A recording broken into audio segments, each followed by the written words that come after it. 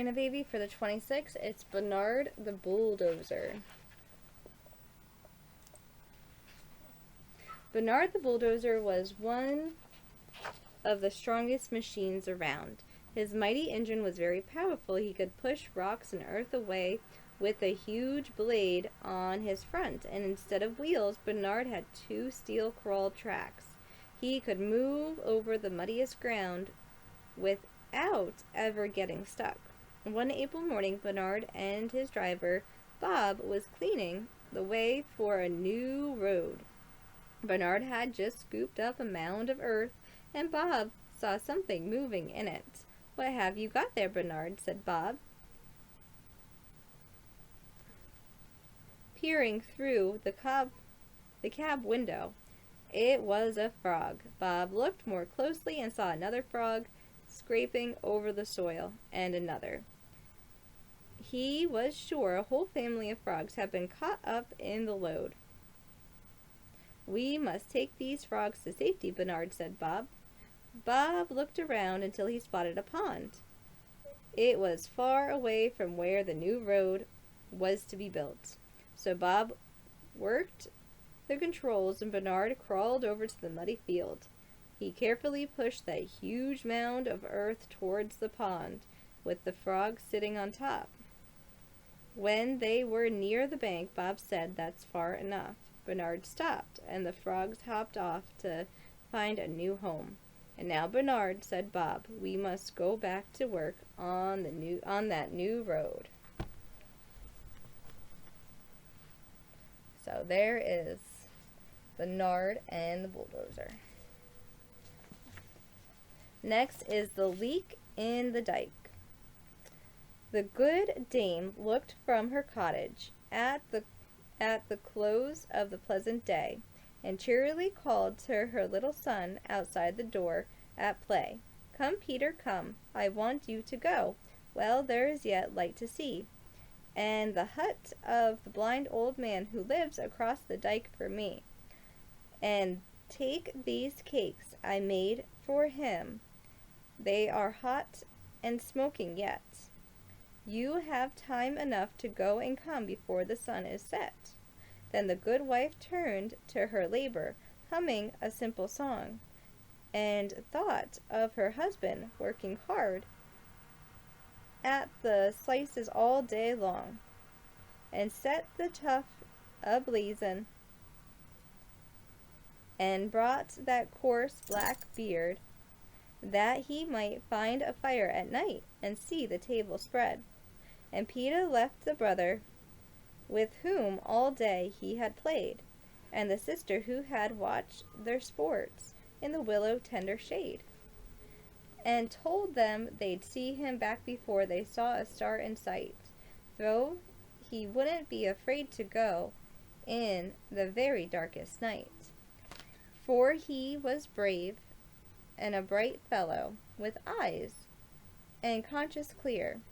He could do whatever a boy might do, and he had not learned to fear. Why, he would have rubbed a bird's nest, nor brought a steak to him, though never a law in Holland had stood to stay his arm. And now, with his face all glowing, his eyes as bright as the day, with the thought of his pleasant errand, he tugged along the way, and soon his joyous paddle made glad a lonesome place. Alas, if only the blind old man could have seen that happy face! Yet he somehow caught the brightness which his voice was pleasant lit, and he felt the sunshine come and go as Peter came and went. And now, as the day was shrinking, and the winds began to raise, the mother looked from her door again, shading her anxious eyes, and saw the shadow deepen, and birds and their homes come back, but never a sign of Peter along the level track. But they said, "He will come at morning, so I need not fret or grieve, though it isn't like my boy at all to stay without my leave."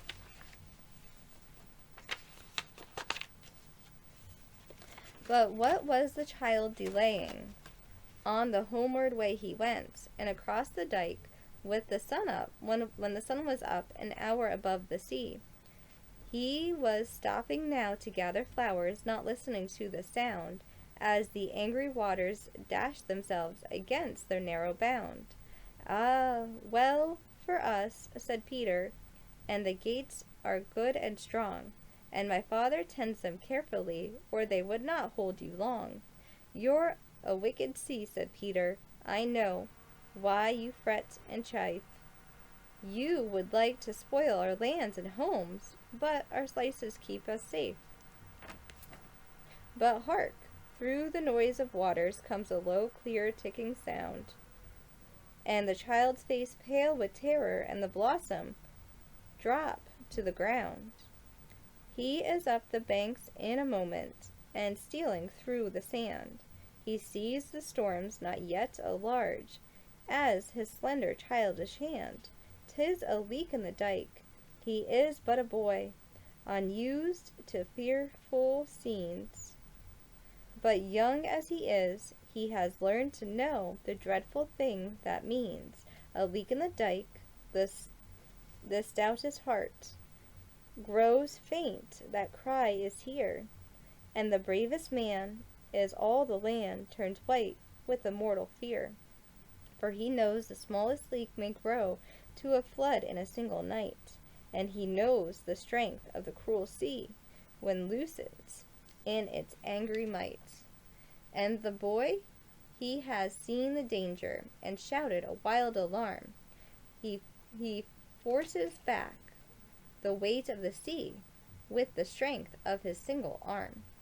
He listens for the joyful sound of the footstep passing night. He lies his ear to the ground to catch the answer to his cry, and he hears the rough winds blowing and the waters rise and fall.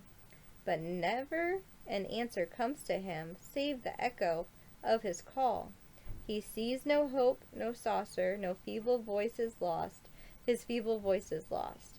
Yet what shall he do but watch and wait though he perish at his post? So faintly calling and crying till the sun is under the sea, crying in mourning till the stars come out for company. He thinks of his brother and sister asleep in their safe warm beds. He thinks of his father and mother, of himself as dying and dead, and of how when the night is over they must come and find him at last. But he never thinks of he can leave this place where duty holds him fast. The ground dam in the cottage is up and astray with the light, for the thought of her, little Peter, has been with her all the night, and now she watches the pathway.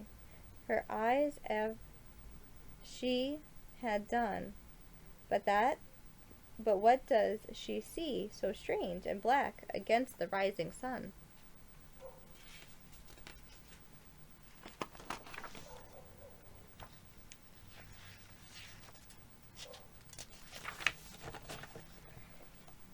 Her neighbors are borrowing between them something straight to her door. Her child is coming home, but not as he came before. He is dead, she cries, my darling. And the startled father hears, and comes and looks the way she looks, and fears the thing she fears, till a glad shout from the beavers thrills the stinking man and wife.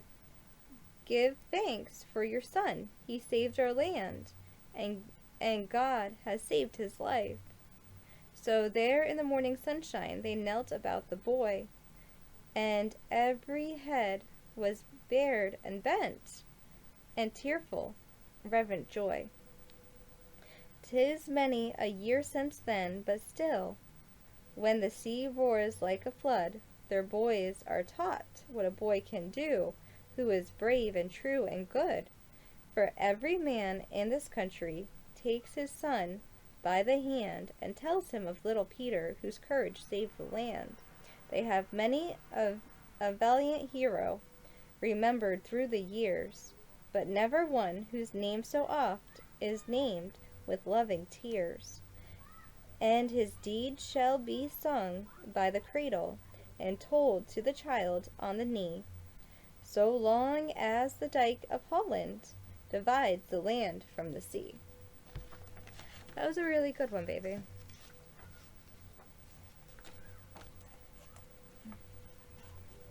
You're my Karina, my little baby, my sweet little lady, my little love.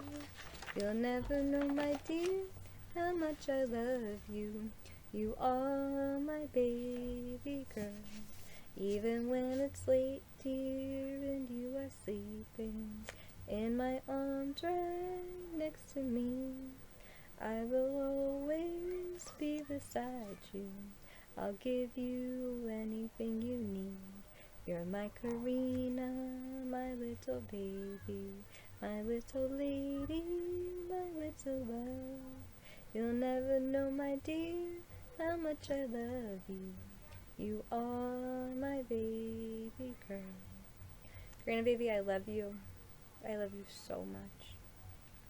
I hope you're doing okay today. I hope that you're happy. I hope that you feel loved and cherished because you are. I love you, baby.